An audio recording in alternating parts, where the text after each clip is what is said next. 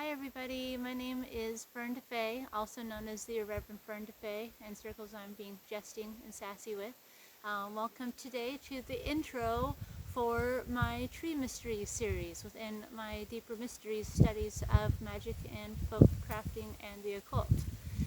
Within this section of studies of the trees, we're going to go over some basic things based on the Celtic fairy traditions of the Oghams, that being the tree language of the different categorization of the trees and their classes of trees that the ancient Druids had used in great times of old.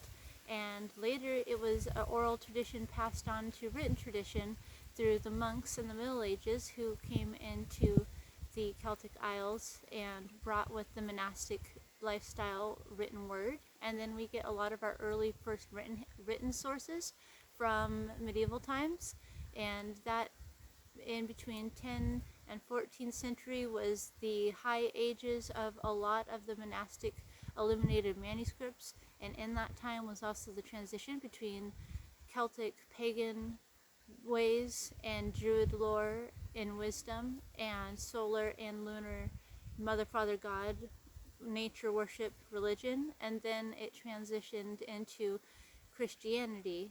But it was not Christianity as we know today, but what they call Celtic Christianity. That was the transition that still held a lot of the old remnants from the nature worshipping aspects of the old ways. But instead of calling it nature worship, they just had it be a classification systems of like the glory of the ways of God's building of the earth. So they kind of just wove it into their biblical lifestyle, and then it evolved further and further with time. So in these times when things start getting written down is when we get our first records of the tree lore and fairy folk tales. But by then it was already from their secondhand opinion of it after centuries of oral lineage before. So with a lot of these resources, it's kind of hard to tell just exactly when it was and just how far back it goes, but it's quite ancient lore, and it's been brought back to life through not just the monks who wrote it down, but then later Enlightenment and Victorian era early occult historians who like to do a lot of research on the old books and were the ones that translated into English for us to learn about. So even our newest sources are not that new. They're still pretty old and archaic. So sometimes we have to deal with some scholastic scrutiny to go, who came up with this and when and why and how, and do I agree with it just because some dude wrote it down somewhere? So with all of this that we're going to be studying, know to sit within your own inner knowing and within the trees around you, because when you form relationships with land, in particular trees in nature, they can tell you the best informant source ever versus going through scholars recording after monks recording after word of mouth oral story for generations. Who knows in the telephone game how much things have evolved?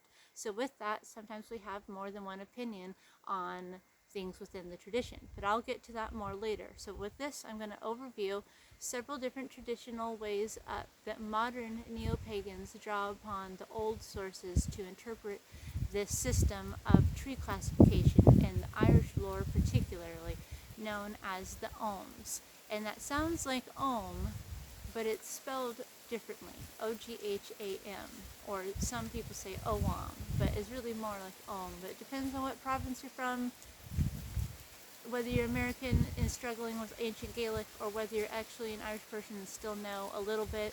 None of it's really going to be exactly how our ancestors said it anyway, so I tried not to work too hard.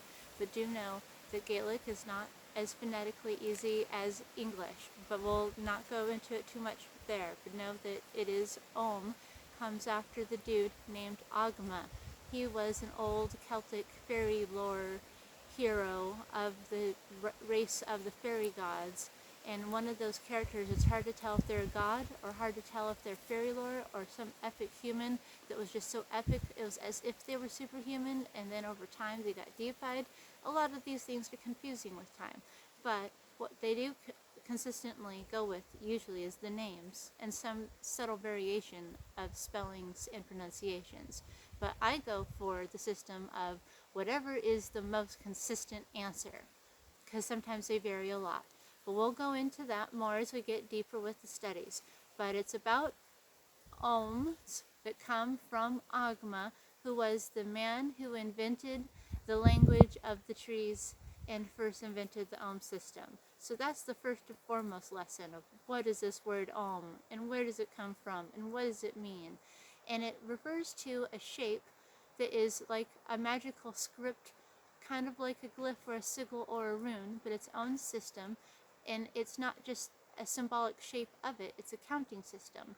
For each of the trees, there's a different count with a different symbol, and they all go in a progressed order, in consecutive order, and mean different things. In this series, we'll get into deeper what trees those are, and in what order do they have, and what do they mean, and how does that relate to the seasons of the year, and different interdimensional travel, and all sorts of cool stuff.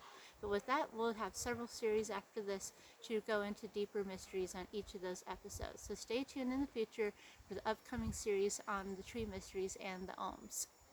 Stay tuned.